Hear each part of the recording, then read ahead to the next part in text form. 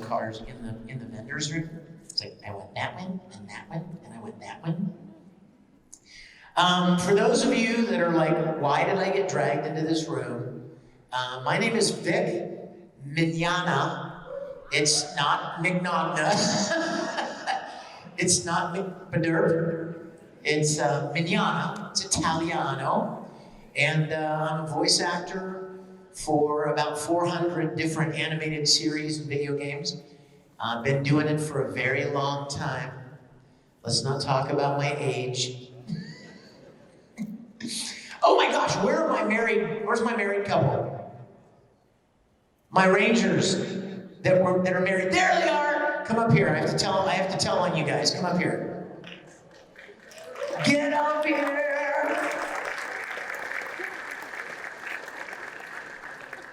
Okay. Turn around. Face everyone so they can see you. So you guys, introduce yourselves for me. I'm Dea. John? John and Dea. John and Dea met in my fan club, the Risible Rangers, and they bonded over their mutual, look, they're holding hands. Oh, it's so romantic. They bonded over their mutual interest in tell them. We bonded over pretty much him. See, I can't say that. She can say it. But I can't, if I said it, you're like, wow, what a jerk. So ego. No, they told me this at my table. And you know what, you guys? I want to tell you something. When you get to be my age, you don't laugh. I heard that. When you get to be my age, you start reflecting on what you've done in your life. What have you done that is of real value? You know? That may even outlast you in some way. And I've loved voice acting. It's been one of my favorite things I've ever done. That and Star Trek.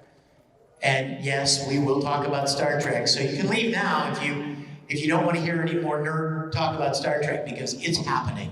But you know, I love all those things. But as I've gotten older and reflected on my life and everything. As you do, as you get older. I gotta tell you, this kind of story, you can't put a price tag on that. There is no dollar value that you can assign to having had any small part, no matter how big or small, any small part in helping two people meet each other and fall in love with each other. I mean, who knows what their future is going to hold, right? For decades and decades. They go on to have, and the way they raise their kids, and what they, you know, how they raise them on Full Metal Alchemist, and all the important life, right? And it is so humbling. I can't think of another word. It's just so humbling to be a small part of people's lives. You know, I would go to Star Trek conventions. There weren't anime conventions. We're talking a long time ago. Don't do the math. But a long time ago. In fact, a lot of you don't even know this. Did you know, first of all, I'm making them awkward standing up here. Give them a round of applause.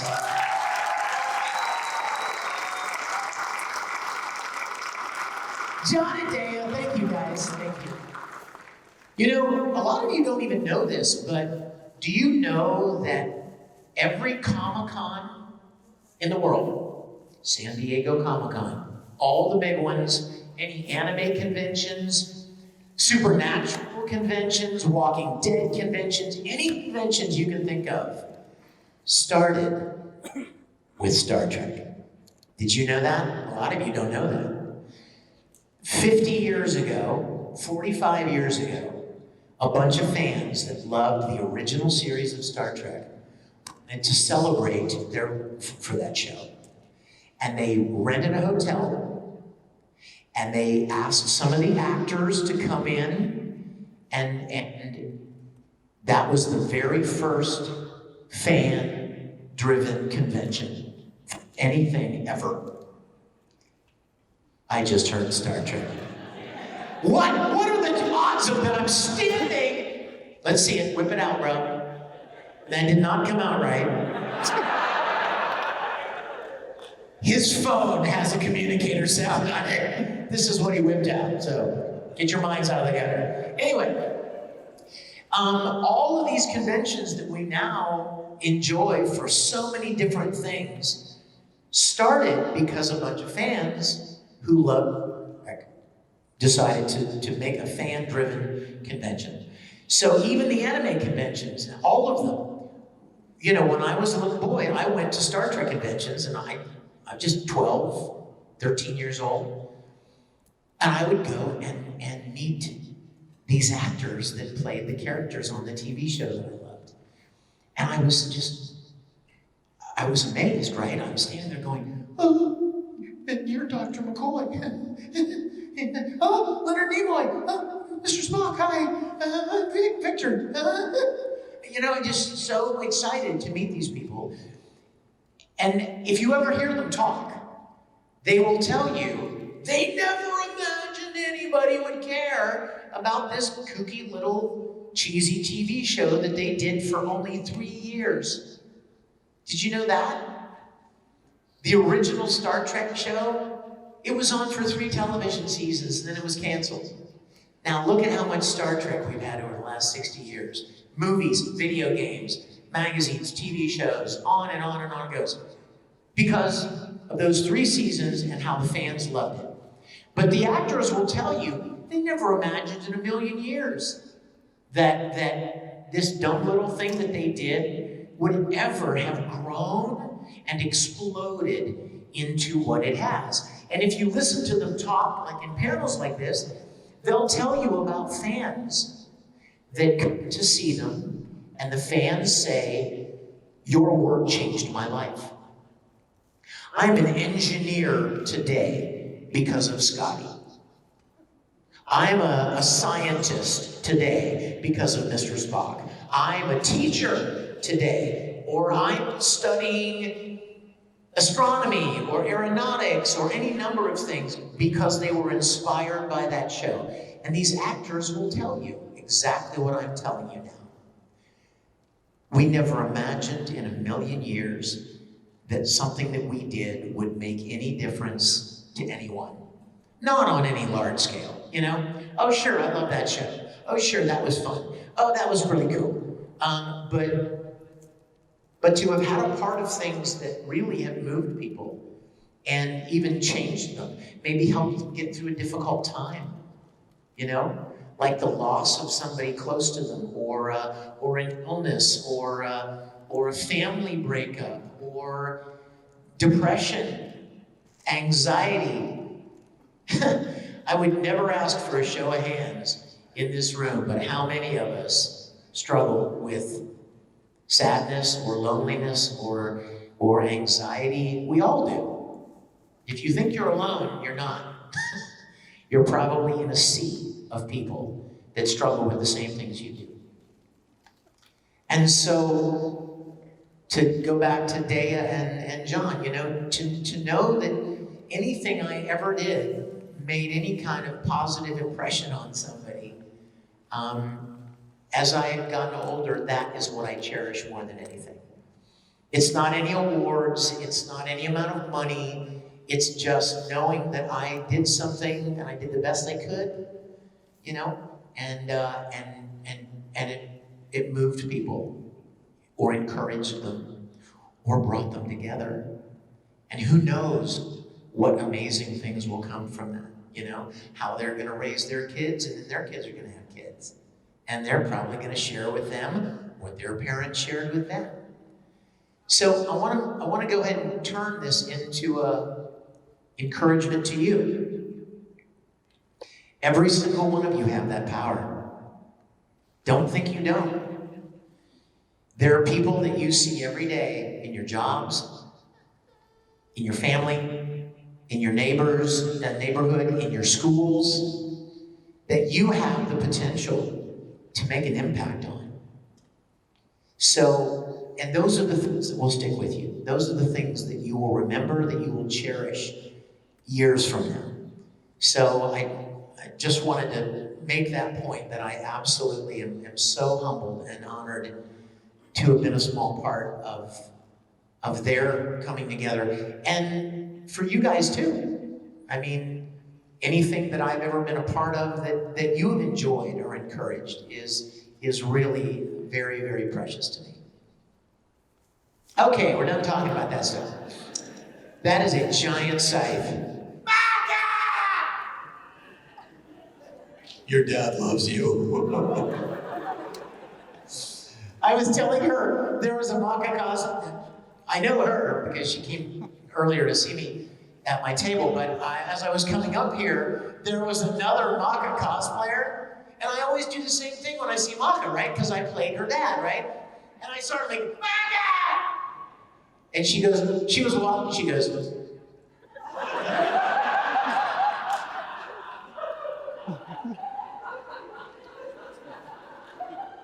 it's like, what the heck?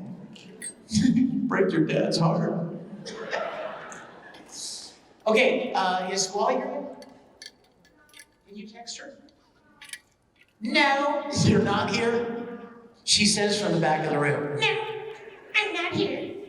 I have an announcement.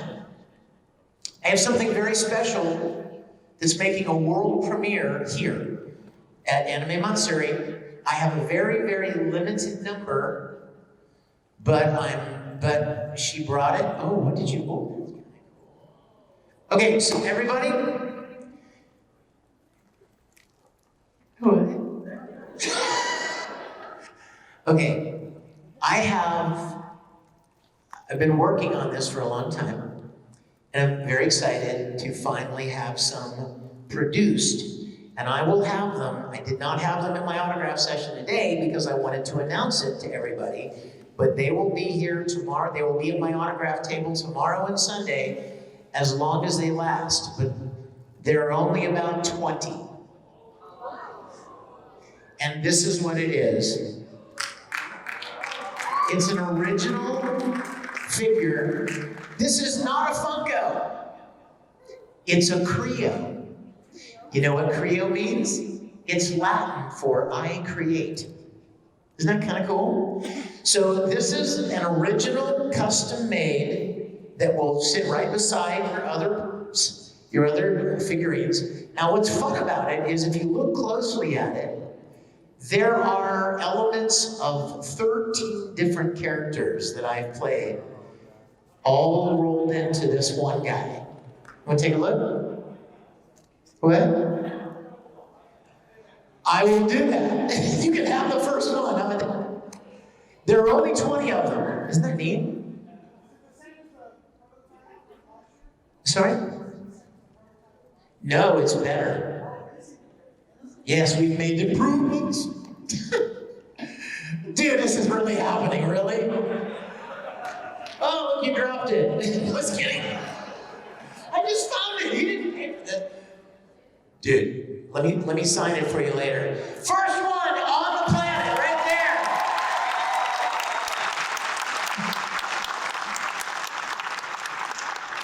Yes, we will have them. Oh, and guess what else? So the guy that was making them for me, he ran out of time. And he said, I couldn't get any more than about 20 of them painted. And if you look at them closely, and he's looking at it right there, it's a heck of a paint job. Like, you'll see, tell me some of the characters you see represented there. Yep, Full Metal. Yes, this is Ed's life-size figure.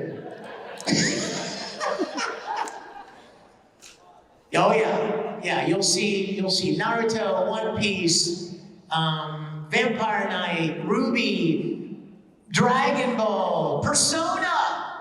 I know there's some Junpei fans in here. Hold on to this one. So the guy said, "Oh, I only got like 20 of them painted, and he's going to have more for me at some upcoming events." But he said, "I printed several. I just haven't gotten them painted." And I had an idea. Y'all are creative, aren't you? Like, if there's one thing about anime fans I know, you're creative. You love drawing, painting, creating, right? Kind of funny the thing's called Creo, isn't it? C-R-E-O, I create. So I had him send me some unpainted ones too. And then I thought, wouldn't it be fun? You could custom paint it however you wanted to and make it one of a kind for yourself, your own. I was even thinking it'd be fun to have like a contest, you know, to see who came up with the coolest paint idea. So I will have those tomorrow at my table, and I got 20. So 19. Yes. So tomorrow, I think the show opens at 10 tomorrow, right? Okay. So I'll be there at 10 tomorrow, and if that's and I love those little figures. I have lots of my own. We made some changes. Those of you that are like, there are some changes. It's not just like a Funko at all. It's got a different nose, it's got a mouth. Funkos don't even have mouths. And it's got some other little changes that make it unique. It's also 3D printed. It's not like a vinyl mass-produced thing, which in my opinion makes it even more special, right? I don't know about you, but the fact that there aren't many on the planet kind of makes it special. So, yeah, right? He knows. Oh, come on, give me one. I told him I was going to tell you about this too. This guy brought these for me to sign today. Now, let me tell you what's cool about them. Run your finger across it. They're 3D printed, and they're like raised, like 2D, 3D. Is that cool? Look, check that out. Feel it like kind of jumps off the car. And I've never seen anything like these. I've seen a lot of stuff.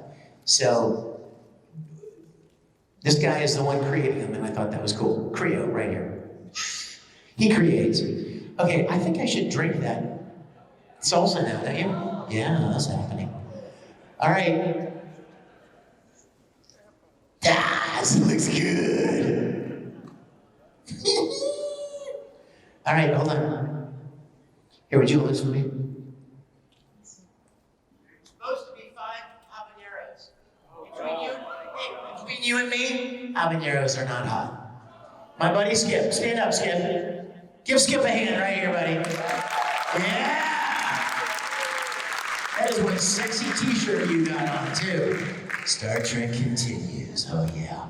Skip is my good friend from Dallas, and Skip knows there are very few things that are too spicy for me. I love spicy. Any spicy fans here? Yeah! I knew you were my people! All righty, here we go.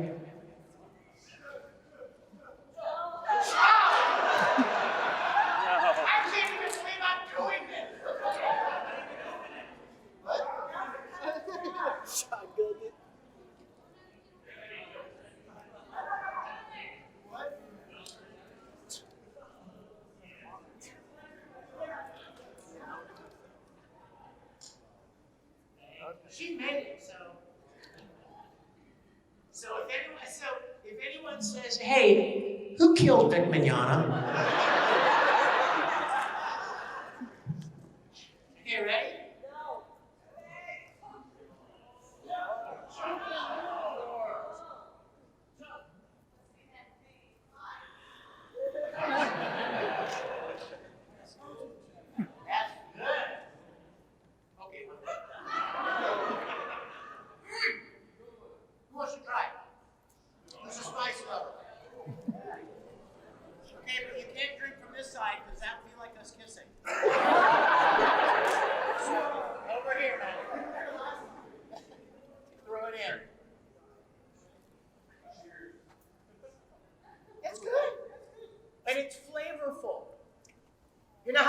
Spicy things, they're just painful. You know what I mean? They don't really have any flavor. They're just painful. This is great. You want to try it? Hi. Hey, girl! Good to see you. Alrighty, throw it back. Cheers. Wow! It's my first time in Houston, and I've been trying to find something spicy. Okay, it's his first time in Houston, and he's been trying to find something spicy. I even had smoking hot, whatever they said, and it was Nah, just it's never smoked. never. You know what, you guys? Can I tell you something? Almost anything you buy over the counter will never be that spicy. They're not gonna take a chance on you sending it back. This is at a You know what I mean? barbecue joint. Yeah, I mean they don't want to make it so spicy you can't handle it, so they're always going to err on the side of, oh, it's not quite spicy enough. This is good stuff. I love you. Cheers. Turn up. It's good. It's don't tell her, but it's not that spicy. No. I was expecting. It's good. It's good. It's got a great flavor.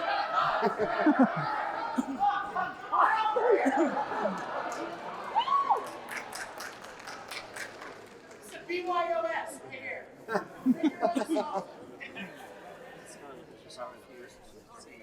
Shoot it!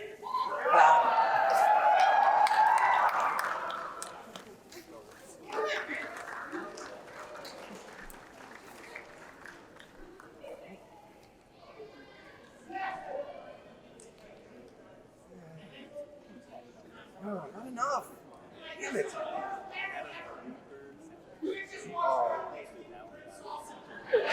You always seem to do it.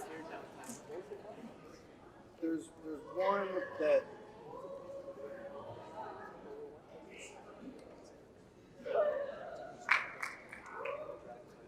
In the underground tunnel.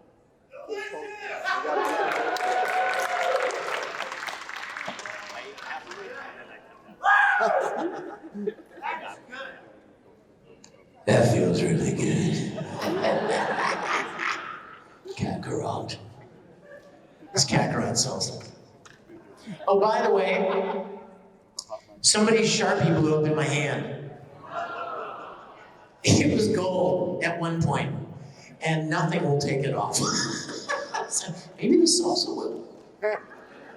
Maybe the salsa will melt it off. Take a few layers of skin with it. Okay, so who's got a question? And we'll start just kind of answering questions. We can talk about Star Trek, obviously. We can talk about anime, we can talk about voice acting, we can talk about all kinds of things. Yes? Oh, thank you, bro. Thank you. Yay, mic runner. Do you still have plans to like open your own studio? And, like, Oh yes, that is happening. Like you guys know, right? Anime Matsuri, AM Studios. Yes. In fact, I will tell you something. We were this close to premiering a series here. But there's a lot involved. Just trust me when I tell you. There's a lot involved in negotiating licenses, getting all the materials that you need to dub something, casting, oh, more than that, translating the whole show, time coding it. It's a lot of work involved. And, you know, when you're negotiating with people that are on the other side of the world, you know, it gets a little tricky. And it takes a little longer than you would like it to sometimes. So we've been talking, we've got a couple of licenses for some series. Did you guys, how many of you guys saw like Shimizu and Mignognia last year? Well, you know, guess what, you guys? Shimizu's on Amazon Prime now. So check it out, and please go watch it. In fact, buy it, it's $5. I mean, you can even buy a Starbucks cup of coffee for $5. But it'll help support AM Studios. And I know that's what you guys want to do. So we were so close. We were going to be dubbing the first couple of episodes and have it to premiere here this year. And we just couldn't quite get all of the materials lined up in time. But it's happening, and we're all really, really excited about it. So thank you for the question. Who's got a question? Yes, sir. Two questions. One's a joke and one's serious. The serious question is, how is John and his wife with Anime Studios? Are they really hands-on when you direct things compared to like Funimation Crunchyroll or what have you. And then the joke question is, when are you gonna have your own line of pants? We're already making fun of my pants. It's Friday afternoon, y'all. You're already coming at me. Hey, they're not bad this I only wore these because I really hoped you would ask that. Dude, you know what? I love weird things, you know? I just do. And if there's any place on the planet you should be able to wear weird stuff, it's an anime convention. Am I right? So this is my only chance to wear weird stuff. And I know people like to tease me. That's fine. I don't mind it. I don't mind it. The serious question, John and Denise are two of my favorite people in the world. They are some quality human beings. They are, for those of you that don't know, John and Denise Lee are the owners, creators, heads of Anime Matsuri. And I think it's fair to say they've done a pretty awesome job in creating an amazing convention. Trust me when I tell you, I've done probably 1,000 conventions, maybe, and this is one of my favorites. It's wonderful, and part of that, a lot of that goes to not only John and Denise, but the staff people that they bring on, the kind of people they surround themselves with that help them accomplish something of this size. Because a couple people could never pull this off, right? It's just too many moving parts. So they are very committed to EM Studios as well. They're very hands-on kind of people. And I really appreciate that. Because they're the kind of people that, like, if their names, and I'll bet you a lot of you are like this, if your name's gonna be on it, it better be good. You want it to be good, right? You want it to represent you well. And they understand that, you know, AM Studios, AM, Anime Matsuri, like, this is their baby. So they want it to be good, and they want it to be right, and as professional and efficient as possible. So that's what we're aiming for, and we're gonna hit it. I mean, it's definitely gonna happen. We have the resources and the talent and the actors and the facilities to do as good a job as any other studio. And the fact that we aren't as big, you know, as big a lumbering, like a huge company, you know, allows us to take, you know, a little more care and pay a little more attention, you know what I mean? And spend a little more effort, time to make something really good. So we're very excited about it, and they are amazing. Yes, question? Hello, Vic. Hey, man. Welcome to Houston, by the way. Thank you. So I have two questions related to, video games. So I know you probably have history of voice acting a lot of video games. So the first question is, what is your favorite video game moment working with the video game industry? And second is, well, I have three. So second is, what's your favorite game you work on? And the third one is have you started working on development of Budokai Tenkaichi 4? Okay. Video games. I think the video game that I had the most fun working on was World of Warcraft. And it was mostly because I kind of tricked my way into getting cast. Did I tell you guys this story last year? Yeah. Didn't I? About, what's his name? Nerzul, right? And the character that I auditioned for, and he's this big, huge, orc guy, and clearly I'm not. So I did something weird for the audition, and they actually liked it. So I didn't think they would, but they did. So I really enjoyed that one. Somebody today at my autograph session downstairs actually brought an insert from the very first video game that I ever did called, Unlimited Saga. Is he? Here he is. There's my man right here. And I gotta tell you, I have not seen that in 20 years. And what's really fun about it, thanks bro, what's really fun about that game was that those of us that were working at ATV Films here in Houston, way back then, none of them had ever done a video game before. And it was like the same core of actors, Chris Patton, Monica Rial, Greg Ayers, Jason Douglas. Like there were about 8 or 10 of us that did a lot of the shows. And we were doing all these anime series, but nobody had ever done a video game. And so we were so excited when ADV Films got rights to dub this game. And so we were really excited to be a part of it. Now, some people told me it wasn't that great a game. You remember what I told you tonight, downstairs? It's called Unlimited Saga, is the name of the game. And I hope I don't get in trouble with the people that made the game by saying this, but there were several voice actors who, after they played the game, they didn't think it was that great. That the joke around the studio was that it was not called Unlimited Saga, it was called Unlimited Suck. Because apparently, I don't know if it was, you're gonna let me know though, right? You're gonna play it, and you're gonna let me know if it was good or not. Cool, let me know, report back to me. Okay, thanks, man. Question? Yes? Right here. Hey there! So, okay, so there's this documentary that I watched about the making of God of War. And it's from the 2018 game, and the voice actor, Christopher Judge, when he was playing like that big man Kratos. Wait, Chris Judge, is that the guy that was in Stargate? Yes. I know him. Yes, he's great. Go ahead.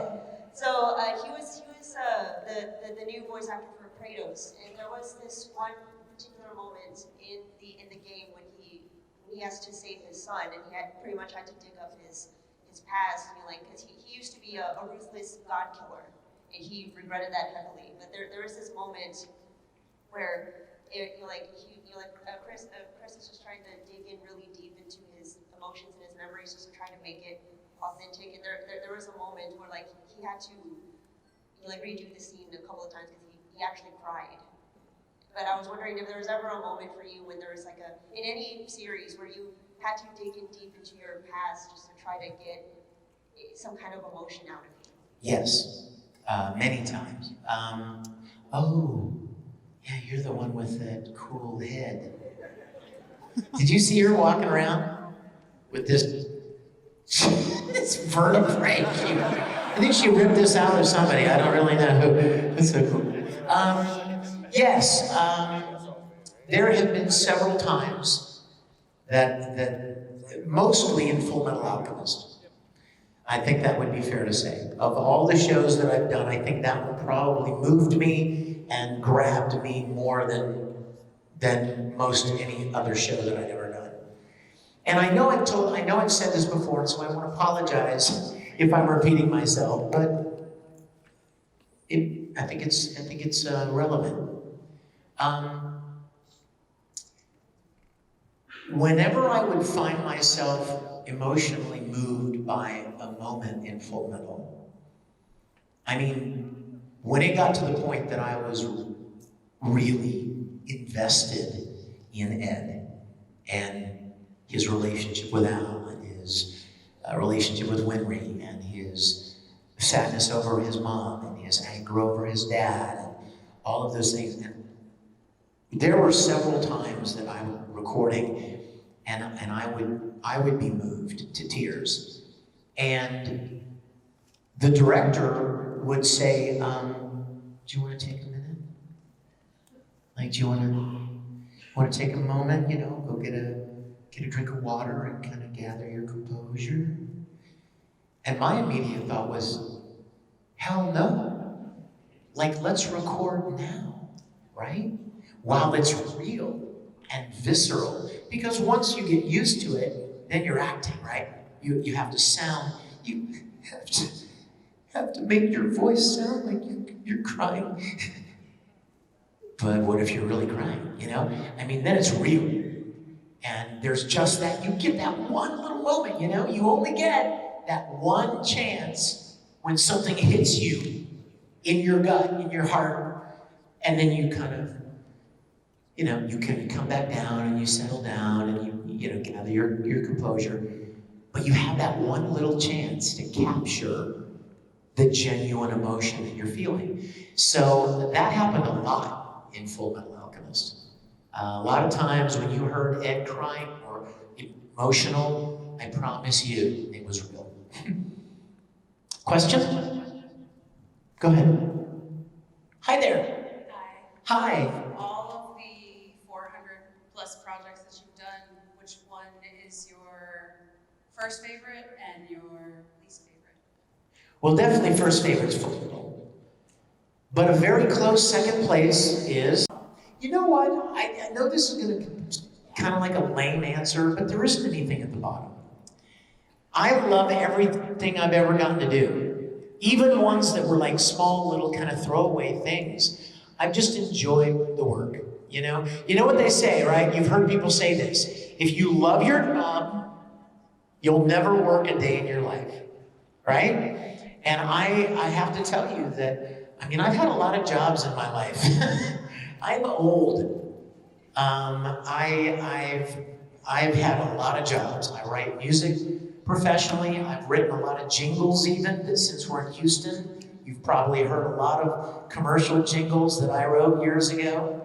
Academy Sports and Outdoors, the right stuff, the right price. Remember that?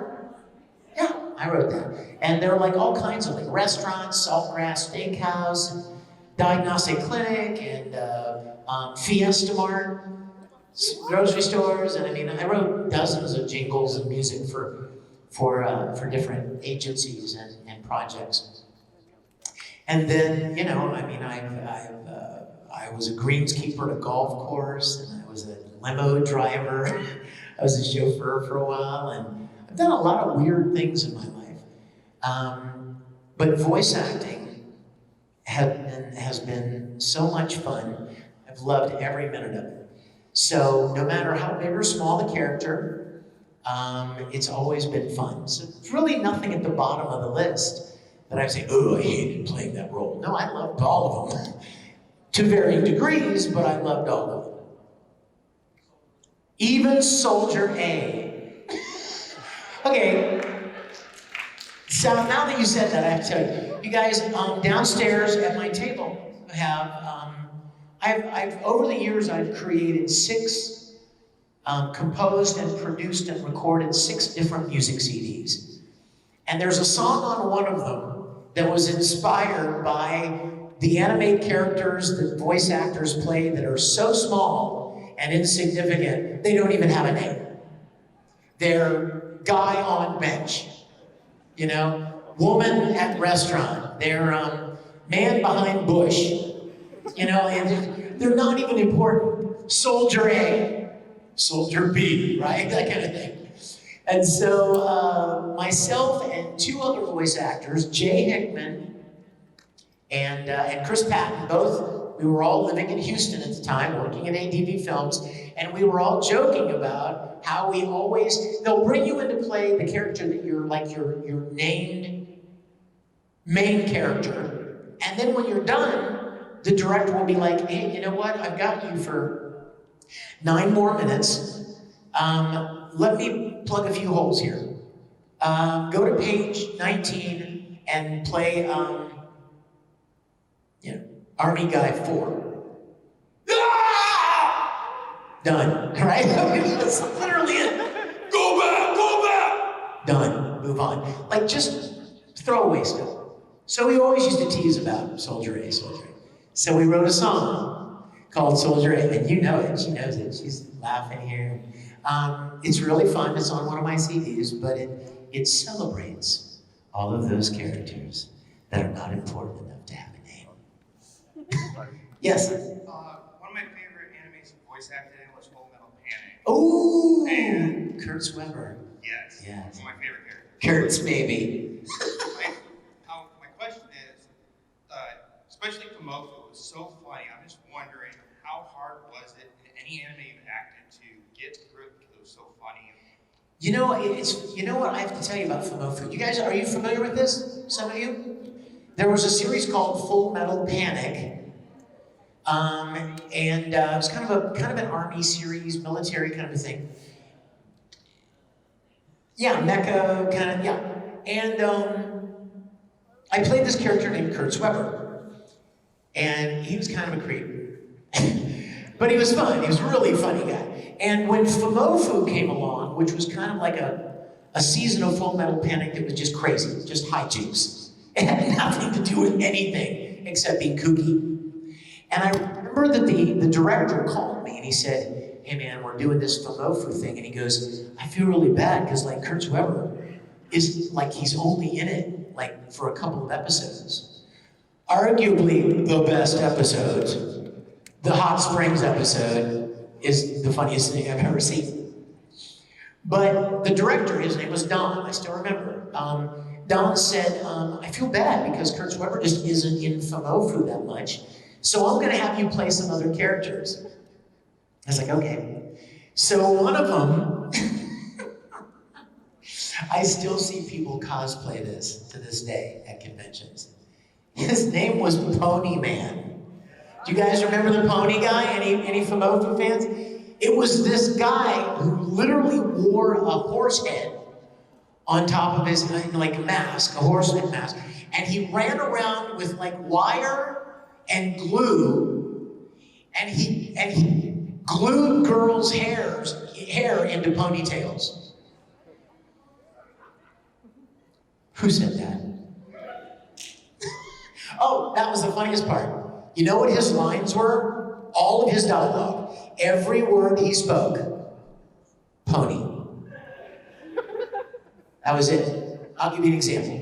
Can I use you an example? I just want you to say something, just normal, just make up a sentence that has a little bit of like personality to it. Just go ahead. Come over here with me. Hear that? Do it again. Come over here with me. Here's what Pony Man was like. Pony, pony, pony. Like literally every word was pony, but you had to inflect it to try to make it sound like he was communicating. So pony, pony, pony, pony, pony, pony, pony, pony. I mean, whatever, but you couldn't use any other word but pony. Even now, I see people with those rubber horse heads, and it's just so fun. Yes. Hi. Since you've signed a lot of things, what is the weirdest and coolest thing you've signed? Wow. Do babies count? I'm gonna take your laughter as yes. I have signed babies. Hopefully it washed off. Can you imagine some kid, 10-year-old kid coming up and going, see this?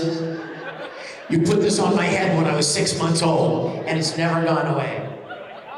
Like, do your parents bathe you? Like, no, I have, you know what though? Some of the most impactful, and I'm so sorry, this is gonna get heavy again, but I'm sorry.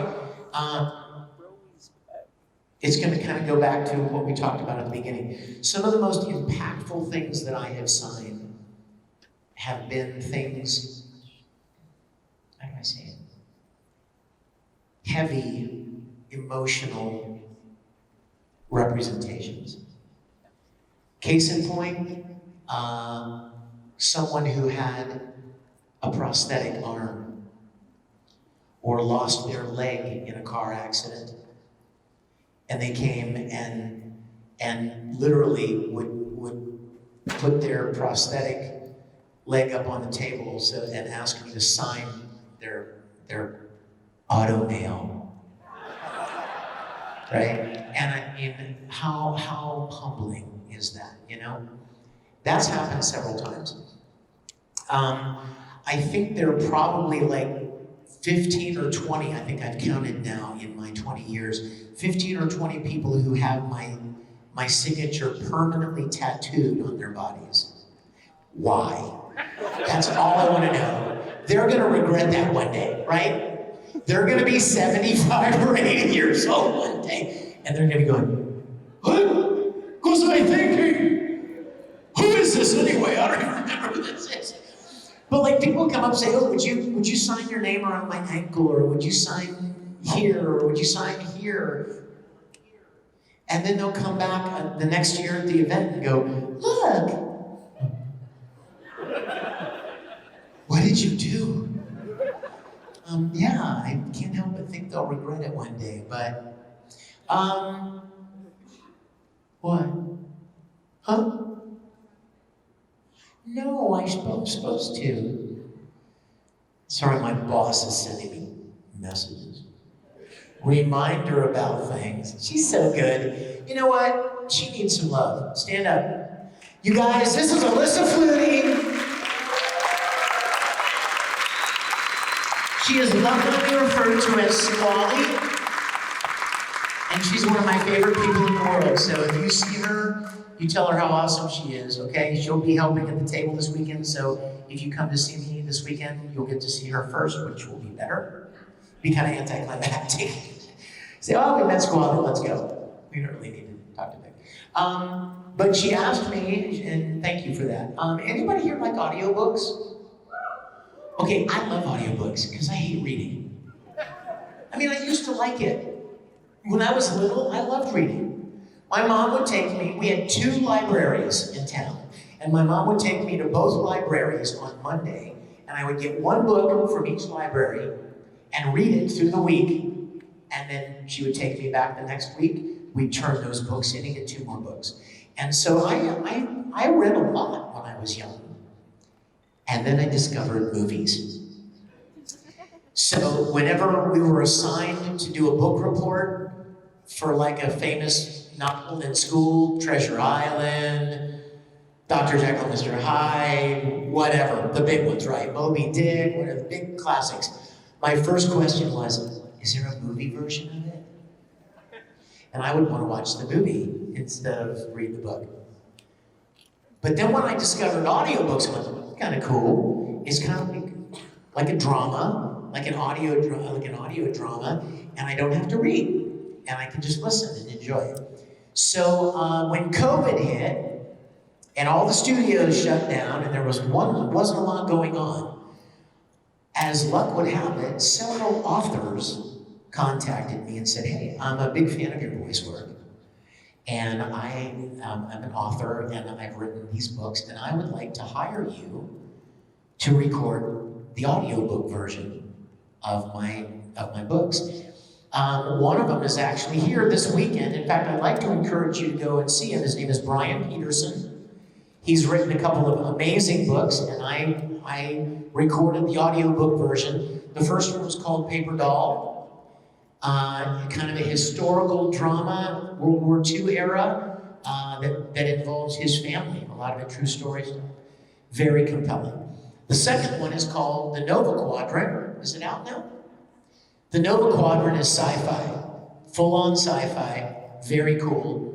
I also recorded a book called The Crimson Spark, which I'm very excited about. It's available right now on Amazon and iTunes. I'm actually recording the sequel to it right now at my home. What's another one?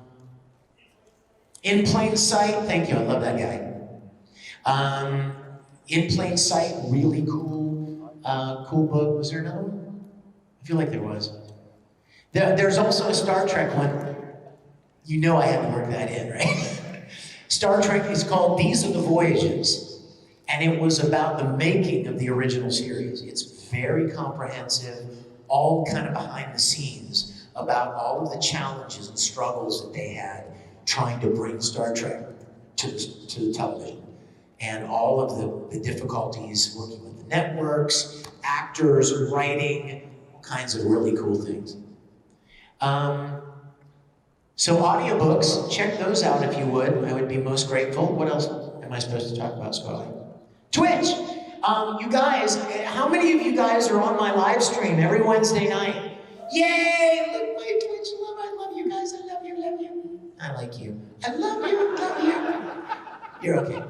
Just kidding. You guys, every Wednesday night, you guys know what Twitch is, right? I do a live stream every Wednesday night on Twitch, 6 p.m. your time, Central, and we would love for you to join us. We have all kinds of fun stuff. You make all kinds of new friends.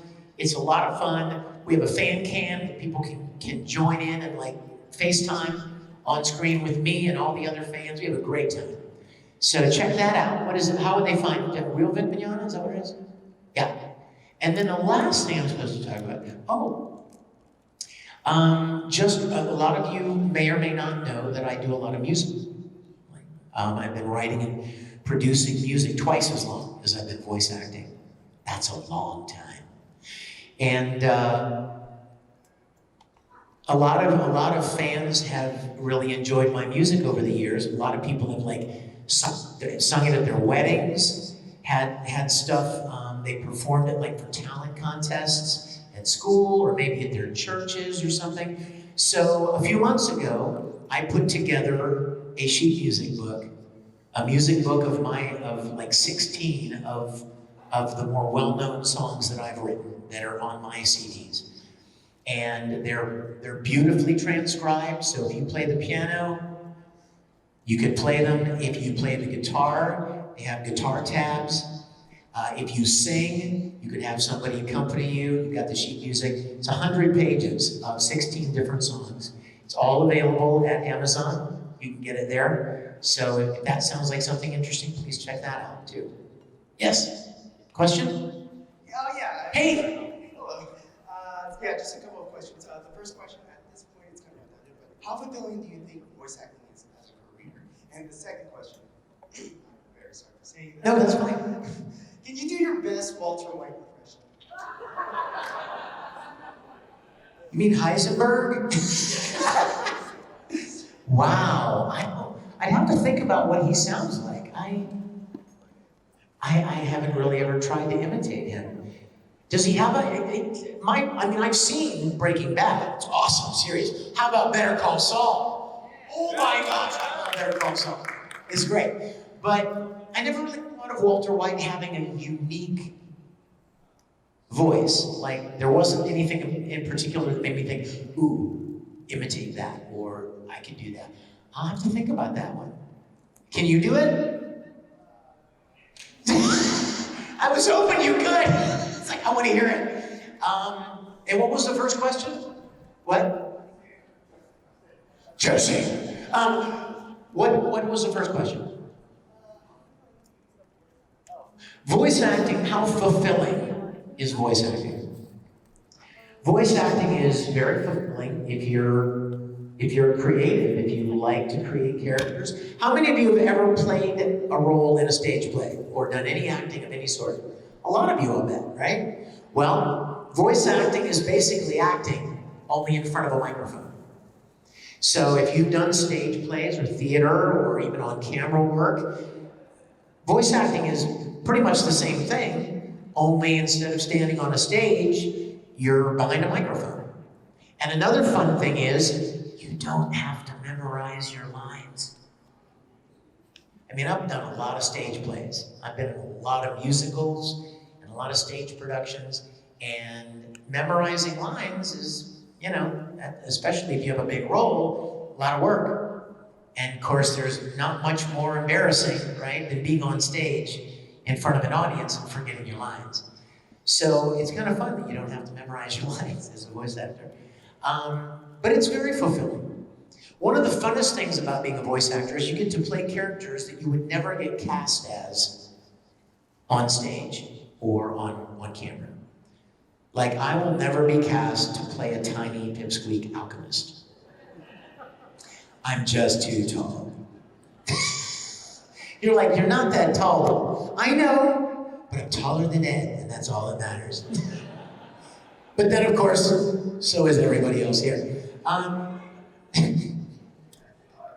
What? Do you remember your first company that you worked for as a voice actor? Oh yeah, it was right here in Houston. ADV Films. I was working on a video production with a guy named John Mion.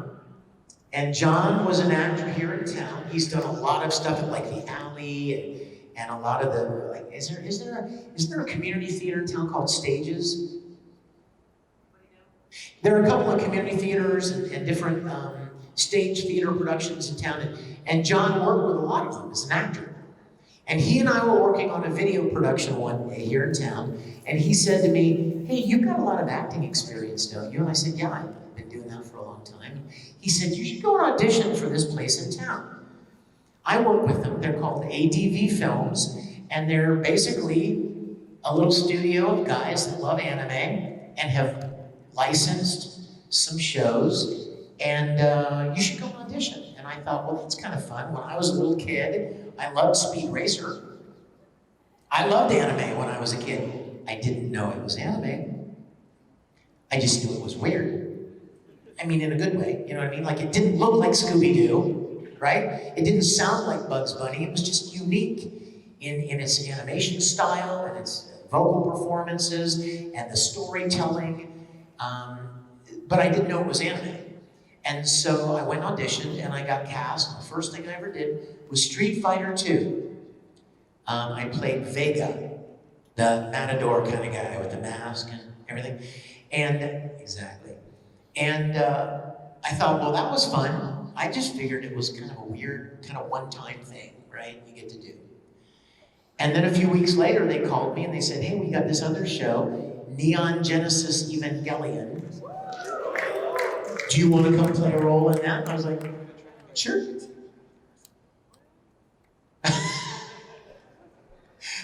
I heard something, I was like, who's that? And so it just kept going from there. And then as I started going to anime conventions, I would meet people from other studios, like Funimation in Dallas, or Duart in New York City, that does Pokemon, Digimon, stuff like that. Studios out in LA that do Naruto, Bleach, Vampire Knight, all that stuff. And so it just really was very haphazard. It was like really coincidental. It just kind of happened. But I started here in Houston. As a lot of you know, I lived here for 20 years. I lived in the Jersey Village area. I lived in the Galleria area. I lived in the Spring Branch area. And I love Houston. In fact, it was Houston that made me fall in love with Texas. I lived back east. I lived in the Pittsburgh area. I went to school all up and down the east side of the country, Florida, Virginia, all there. And then I met a girl that lived in Houston. And so I came here and I fell in love with Texas. And then I moved out to LA for a while and I did not like that. I didn't like it at all. And so I couldn't wait to get back to Texas. And by the time I moved back here, I had a lot of friends, was doing a lot of work in Dallas. And so I moved to Dallas. So back in Texas, where I love it so much. And any place I ever go, I'm like, Texas is the best. It is, it's totally the best. You guys are blessed. I mean, how many people are pouring into this state because it's such an awesome place, right? Texas and Florida, right? People are moving here like crazy, and you're already here. You're the smart ones. We knew all along, right? But they're just fucking out. Yes? So we're getting close to the end. I want to give it to her, and then one more who's in the very back. Okay, and before I forget, you guys, you gonna be here tomorrow? Can we pick this up again tomorrow?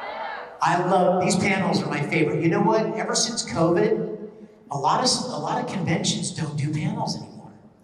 Not sure why. I guess maybe, close proximity, blah, blah, blah. I don't understand. Maybe that's the reason, I don't know. But, oh good. Well, Anime Matsuri does panels, and so we want to make the most of it. And I love sharing this time with you guys. So what time's tomorrow's panel? 6 o'clock? Let's be here again at 6 tomorrow, okay? And there'll be a lot more people because it'll be Saturday.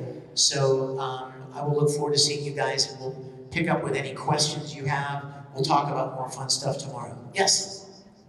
I'm an aspiring voice actress myself, and I just was wondering if you had any tips for starting voice actors. I do. The first thing is to get as much. Thanks for coming, you guys. See you tomorrow. I hope. Bye. We're never coming back. The first thing I would say is get as much experience as you can acting.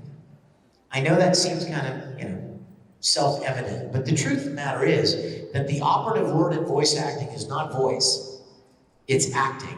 You are playing a character. You just happen to be playing a character in front of a microphone, but it's acting. So get as much experience as you can acting, whether it's, like I say, community theater, church productions, school productions. Just develop your skills as an actor. It also is very helpful to become real familiar with your voice, what you can do with it. A lot of the voice actors that I know are also singers, musicians and singers. And one thing you would expect a singer to know is their voice.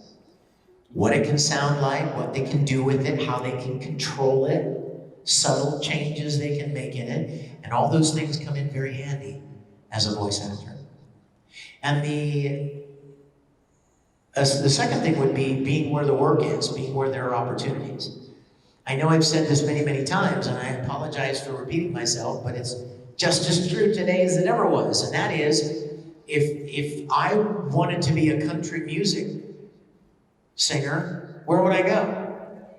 That didn't take any time at all, did it? Country music capital of the world. You go where the opportunities are most plentiful in the area you're looking to be a part of. So you can be the greatest voice actor in the world, and if you live in Bowling Green, Kentucky, you're probably not going to get many opportunities to voice act, right? It's not a down, that's not a negative thing, it's just a reality, it's just a fact. So being where the work is important. Last thing is, and I added this one a few years ago, tenacity. You know what that means? Being tenacious. Don't give up easily. If you're the kind of person who gets discouraged easily, voice acting isn't for you. In fact, no creative field is probably for you, because creative arts, no matter what it is, writing, singing, dancing, acting, a visual art, all of those things. There are people dying to get the chance to do those things. There's a lot of competition. And if you're the kind of person who's like, oh, I auditioned 3 times and I didn't get cast. This is stupid, I quit. Well, guess what? The 4th time, you might have gotten cast, but you didn't give up. So don't give up. You just keep pushing and pushing and pushing. Some of the popular people that you know in television and film and music are not necessarily the most talented. In fact, I can assure you they're not. You know what they are? They're the people that didn't give up. They're the people that just kept knocking on the door and just kept pushing until they got an opportunity. They made the most of it. Yes, in the back. I think this is our last one. Yes, it's my back! I have 2 questions for you. I have one, what is your favorite experience of voice acting? Spirit from Soul Eater. And the second one is, could you give us your Tamaki mommy impression, please? Okay, first of all, Soul Eater was a very long time ago, but I'll tell you what I remember about Soul Eater. I remember that when Zach was casting for Soul Eater, I read for a lot of the main characters. I read for Soul, I read for Den the Kid, I read for, the main characters, and I didn't get cast. Kind of bummed about it. But hey, you win some, you lose some, right? Well, then Zach called me and he goes, I want you to play this other guy. His name is Spirit, and he's Maka's dad. And I'm like, okay, I'm sure, I'm happy to do it, right? Sure. I had no idea how much fun he was. And you know what? So many times, it's the secondary characters that are the most fun. Because if you think about it, the main character is kind of the grounding. You know what I mean? Everything happens around the main character, right? The main character is kind of the anchor point of the show. And it's all those secondary characters that can be so funny or flamboyant or scary or eccentric or whatever. And as an actor, you have a lot of fun with those characters. And I remember that Spirit was one of the first of those secondary characters that I played that I just absolutely loved. He was so sad. Like, I thought that he was kind of like a grown-up, sad version of Tamaki.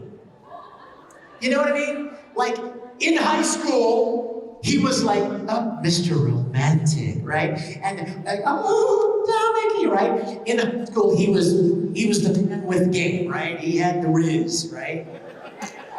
I learned that word last week. Tamaki had riz, am I right? Okay, but then he grew up. and then he just kind of got sad and he started drinking.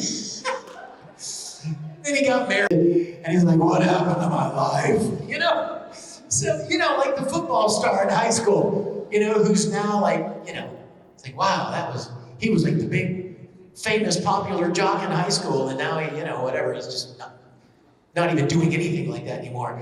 So I remember that I kind of felt like Spirit was Death Sight, I guess whatever you want to call it, was kind of like a sad, unfortunate version of Tamaki all grown up.